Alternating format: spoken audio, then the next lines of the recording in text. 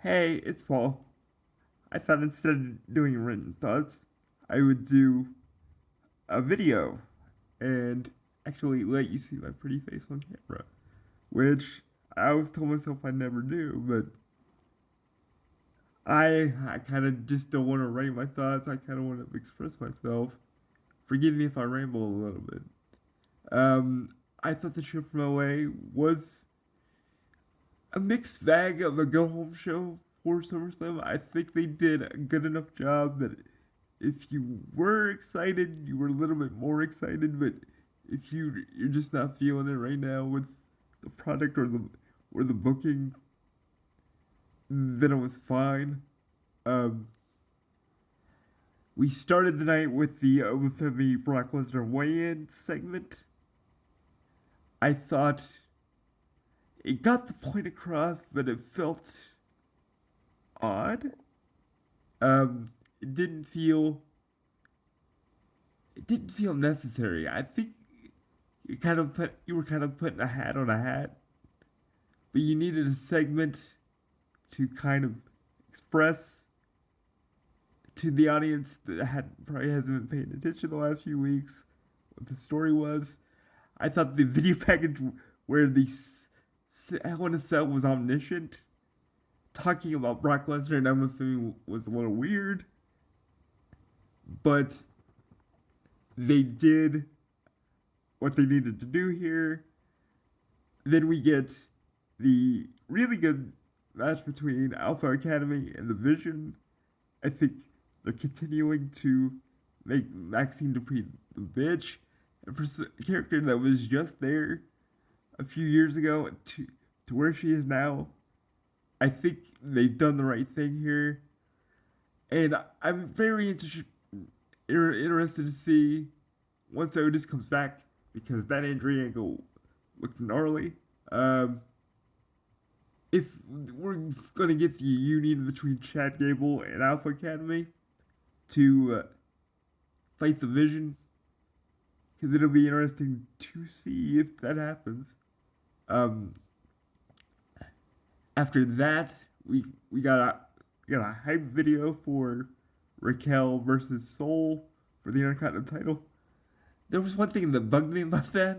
Um, they weren't looking at the camera. That that was that was focusing on us. They were focusing on a camera that was a little off. I don't know if that's a UFC thing. I don't watch UFC very much these days, but I found that a little weird, off-putting.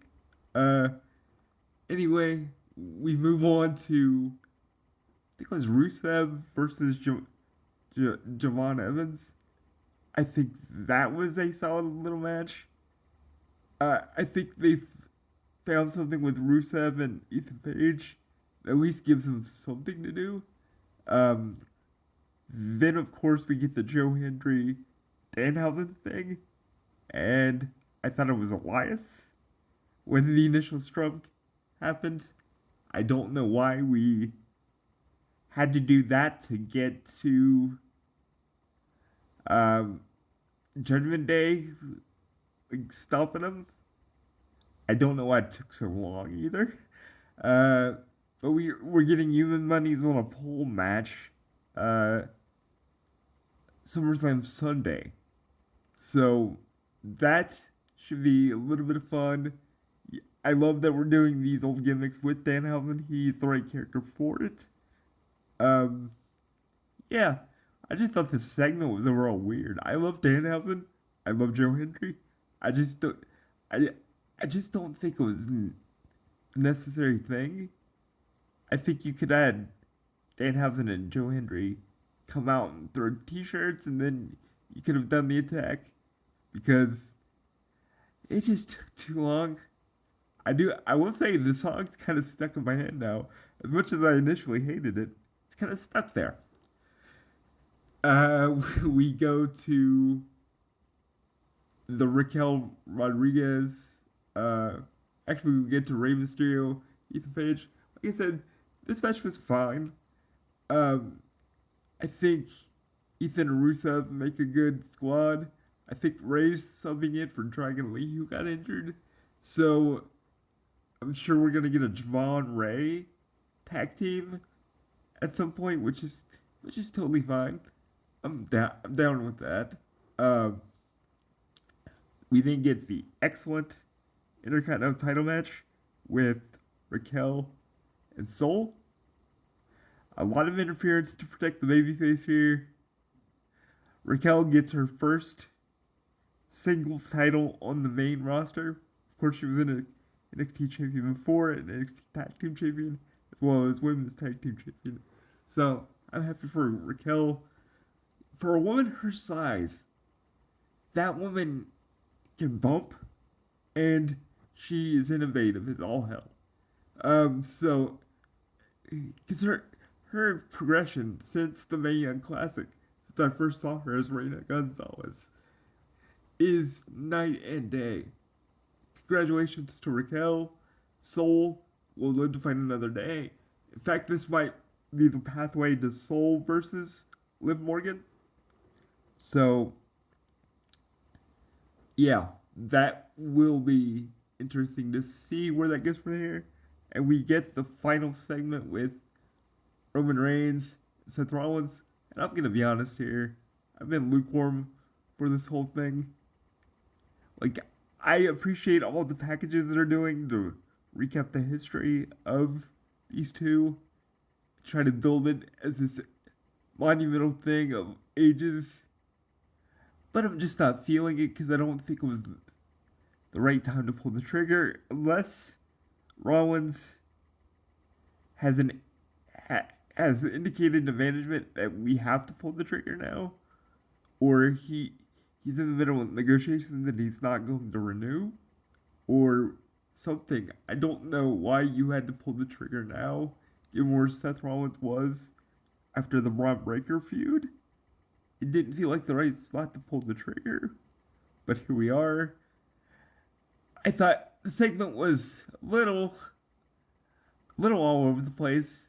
You had Seth saying, "There's no doubt you outpaced me in a lot of things, but you've never beaten me," and then proceeds to say he's gonna make his kids cry. And I'm like, who the hell is the baby face here? Who the hell are we supposed to root for in this?